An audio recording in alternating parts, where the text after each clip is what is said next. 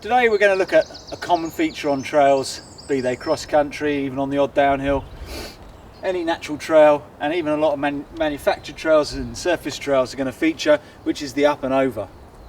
We'll look at the very core concepts of what's going on in that dynamics of that, in riding those, but also look at those psychological barriers, the performance cues that stand in our way of making a feature that should be flowing and enjoyable and give us extra speed and momentum, and for others can cause the stall.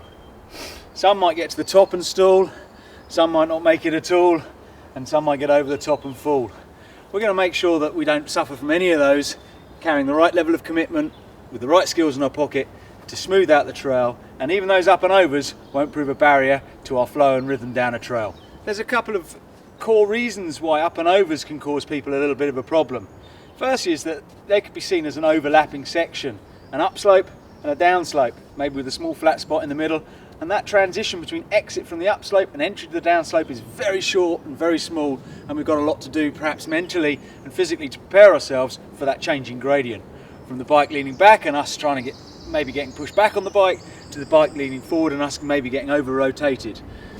Added to which, as we ride in, the downslope is quite often unsighted. So there's the age-old dilemma between what the brain is telling the body to do and the body's opinion on that, which might be, whoa, what's down there?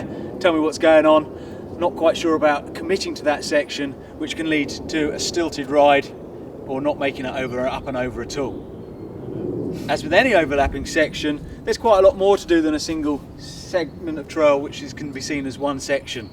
So we've got an entry, a section, an exit. That is also, the exit is also an entry point, section, exit and away.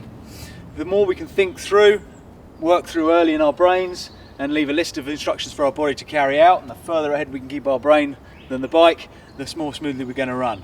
We're going to start with this nice, easy, simple, fairly smooth and prepared up and over, which, although fairly free of visual performance cues, there's going to be a bit of an input, and there may be a little bit of first time riding it of anticipation as you approach. This being a graded trail, even if you haven't ridden it before, you'll have a pretty good idea of what to expect, in that it's going to be rollable, and we can see that the surface has been prepared and is quite smooth. There aren't too many input performance cues, roots, rocks or anything like that, and we've got fairly good lines of sight. What stands in our line of sight as we approach between the entry point to section 1 and the exit point to section 2 is this great mound. It's very easy to start looking into the face of things, or on the downslope looking into the down to flat. We've just got to train our eyes to look up and over these high points down this trail and these up and overs, rather than succumbing to the need to look down when too much dwell time of looking down into the front wheel of what's really already happened effectively, rather than thinking ahead of the bike. We can work this transition, it being long and smooth, with a long smooth pump to generate some speed. Ideally we don't want to be relying on pedalling up here. As my weight comes forward on the upslope to pedal, the back wheel can lose some traction, and as I get to the front I can get pushed to the front of the bike, but I'm not really prepared for the downslope the other side.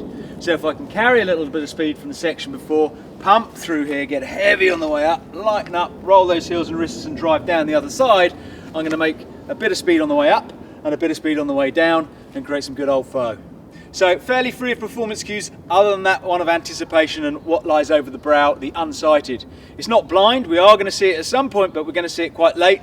So if we do look down to check out what's going on, we've got to bounce those eyes back up nice and quick. No hesitation, no dwell time leaning over the front of the bike looking down with the head and shoulders over the front of the bike too heavily, because the bike is going to rotate forward, and if my heels and wrists, my heels rise and my elbows rise, I can start to rotate and accelerate faster than the bike, which is never a good thing. So let's have a little look at how simply we can look up and through, ride up and over this bump, and get this first fairly non-technical up and over out the way. So being a fairly nice smooth transition up, there's lots of opportunity to harness some energy management through pumping. Dropping heels and wrists is on the approach. As I come into the section, I've set my speed, and I'm looking to accelerate, partly because I've got some upslope and partly because I like to accelerate through each section. So dropping the heels and the wrists as we come in, getting a good work of all the way up this transition and pumping that will give me the speed to go up and over without pedalling.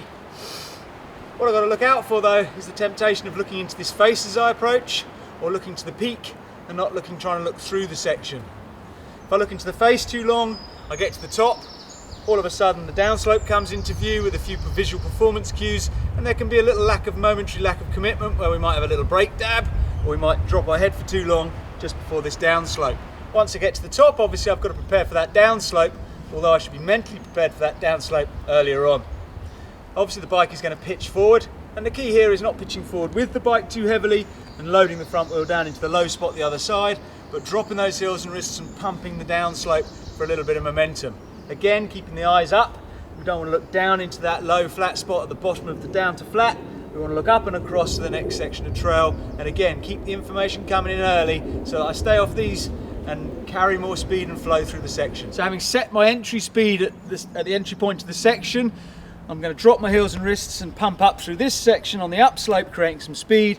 When I get to the top here, the peak, this is where the bike can slow down a little bit due to the effective gravity and going uphill, and that little stall can give me time to look down and into the flat spot the other side. I want to avoid the temptation to do that, but look up and through, bounce my eyes up and get ready to pump the downslope. If I crest up here and I get up onto my toes too heavily and look down and the ground starts to fall away, you can see that I start to rotate faster than the bike, I become the accelerating mass, and there becomes a bit more of a problem and a bit more of a compression. Maybe not on such a smooth trail, but any over rotation we want to iron out of our riding and make sure that we're the driving force behind the bike, pushing through the bike rather than dragging it down slopes or down trails.